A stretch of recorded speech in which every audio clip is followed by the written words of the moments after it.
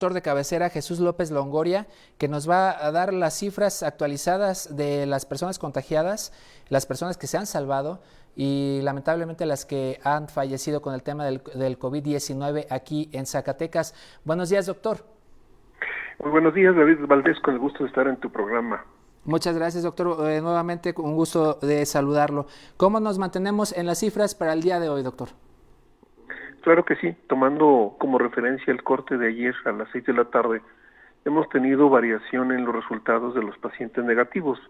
El día de hoy amanecemos con 263 pacientes negativos, 40 pacientes que están en estudio y que esperamos que se vayan desahogando gradualmente. De estos, todos corresponden al Instituto Mexicano del Seguro Social, 25 están de régimen ordinario y 15 corresponden a IMSS Bienestar, que es otra modalidad de atención que tiene la institución. Seguimos con 19 pacientes confirmados positivos, de los que se han derivado lamentablemente 2 defunciones. Tenemos 3 pacientes recuperados y tenemos hasta el momento 5 pacientes hospitalizados, uno en el Instituto Mexicano del Seguro Social que se reporta grave. Tenemos 3 pacientes en la UNEM de urgencias, lo que era el antiguo Hospital General de Zacatecas, también están graves. Los 4 pacientes están en terapia intensiva, un paciente estable y bueno, ellos y los pacientes que recuperándose bajo vigilancia y de los que esperamos que salgan adelante a pesar de todas las vicisitudes que ha tenido esta enfermedad. Así es, doctor. ¿Qué medidas está tomando la Secretaría de Salud en otros hospitales generales para evitar lo que hoy sucede en el hospital de Jerez, doc? Bueno, nosotros a nivel institucional, como todos, tenemos un plan de contingencia. Se tomaron medidas en el sentido de reorientar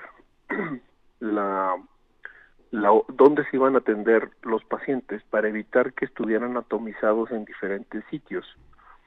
Se determinó que fuera la UNEM de urgencias aquí en Zacatecas, y que los hospitales generales, en este caso Jerez, Zacatecas, Loreto, Fresnillo, atendieran pacientes con el resto de las enfermedades.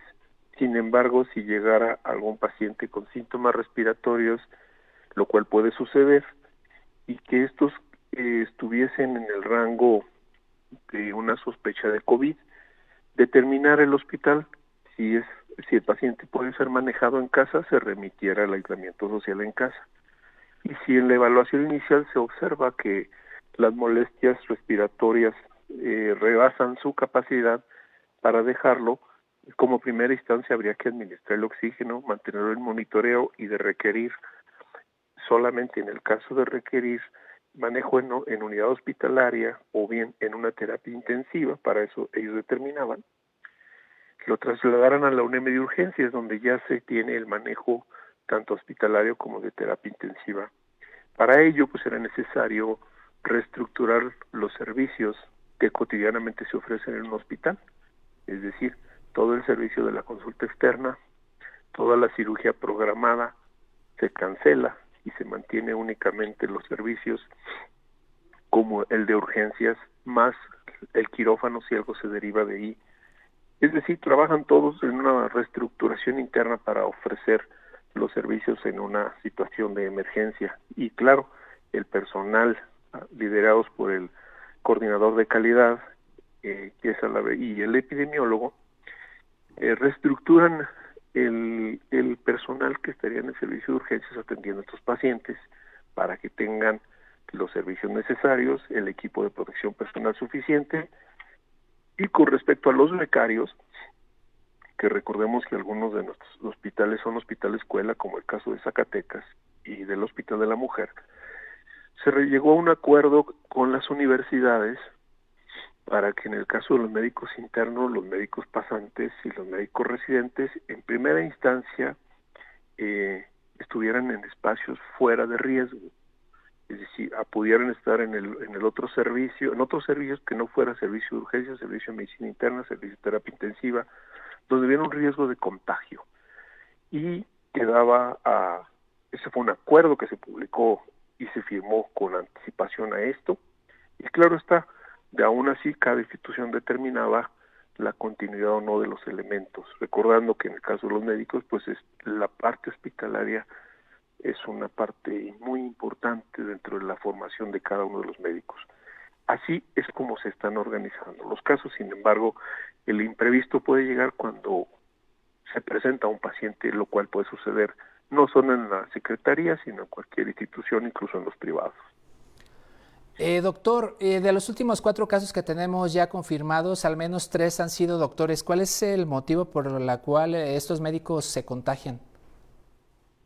Bueno, de lo que tenemos información, confirmado el médico que llegó de Villanueva, los 3 pacientes que están en la UNAM de urgencias no tenemos, no son de área médica. El otro paciente que está hospitalizado, según estamos informados, es médico y convalece de manera satisfactoria. El médico que tenemos en el IMSS se vinculó a el caso número 1 y el caso número 1 con la esposa de nuestro paciente que está en el IMSS. Seguramente fue el hecho de que estaba por iniciar la fase de la emergencia, porque en el caso concreto del primer paciente recibió visitas que venían de un lugar donde ya se tenía el problema de salud y no se consideró seguramente la posibilidad de que esa persona viniese infectada. Y claro, seguramente venía en el periodo de portador asintomático, cuando llega a México, en concreto a nuestro estado, pues genera muchas infecciones vinculadas a esta circunstancia. En los otros pacientes se ha relacionado con pacientes que de alguna manera está identificado que el contacto viajó hacia Estados Unidos o bien recibió visitas de Estados Unidos. Seguramente estos casos iniciales, esa fue la razón, por un lado. Por otro lado, seguramente estábamos en la fase de reestructura de nuestros casos, aunque ello pues no exime a que al profesional de la salud que sabe que hay un problema porque ya tenía esto tiempo corriendo en China, en Europa, de que extreme las precauciones suficientes para evitar infectarse ante un paciente que nos llegue, dado que, bueno, por la actividad que se desempeña, pues siempre es un riesgo de que las enfermedades infecciosas que ya tenemos, hablo de influenza, que afortunadamente ya va de salida, sea un riesgo para que lo podamos desarrollar y de alguna manera estar expuestos, hablando profesionalmente, hablando en ese sentido. Doctor, una vez que tienen a un paciente ya con estos síntomas, que aún no se ha confirmado, pero lo tienen en una institución de salud, ¿se lleva algún proceso? ¿Se hace una biometría hemática o algún tipo de procedimiento para confirmar si tiene virus o no lo tiene? Si clínicamente cumple con la definición operacional de caso, se realiza en este momento, porque todavía es factible eso, hacer la prueba de tamizaje. Y en la evaluación clínica inicial, si el paciente se encuentra en una condición estable, es decir, no tiene alteraciones respiratorias ni alteraciones en los niveles de oxígeno en su sangre, la conducta a hacer es recomendarle que para la fiebre tome algún antipirético, en este caso paracetamol. El aislamiento en casa no se hace ahí radiografía ni exámenes de laboratorio. Sin embargo, si el grado de enfermedad es más significativo, se inicia dentro del protocolo con la radiografía del tórax, con estudios de laboratorio que nos buscamos para ver en qué condición se encuentra esa persona. No se diga si el paciente nos llega porque ha sucedido así en una situación de gravedad, ahí sí la batería de exámenes tiene otra connotación y es mucho más amplia, porque ya se busca el impacto que está generando en diferentes órganos de la persona. Claro está, como bien lo decía, la biometría hemática completa, la química sanguínea que nos da los valores de glucosa y la función del riñón, las pruebas de función hepática para ver si existe compromiso en ese nivel, las pruebas de coagulación. Hay algunos marcadores que se están utilizando la ferritina, el dímero D, sin dejar de lado, claro, están las manifestaciones de la persona, las gasometrías y la evaluación integral. De alguna manera todo esto forma parte de la evaluación de la persona y de ahí se toman las decisiones con respecto al esquema de manejo que se le va a ofrecer a cada uno de ellos. Doctor, por último, ¿cuáles son las mejores recomendaciones para evitar los contagios? La mejor recomendación, David, será quedarte en casa, no exponerte a contagiar, el mantener una sana distancia en cada una de las actividades, evitar las aglomeraciones, el uso frecuente de jabón y agua para el aseo de tus manos, cuántas veces, las que sean suficientes, si son de 5 a 10 durante el día, que sea tu costumbre, digámoslo así, pues llevarlo al 10 a 15 veces.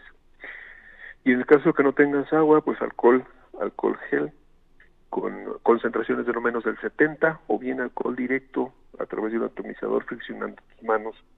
Evitar saludar de mano, de abrazo, dar beso, estornudar en el ángulo interno del codo, y una actividad importante es ser uno mismo responsable de la salud personal y con ello de la familia para evitar no estar contagiados ni tener conductas de riesgo como pudiera presentarse.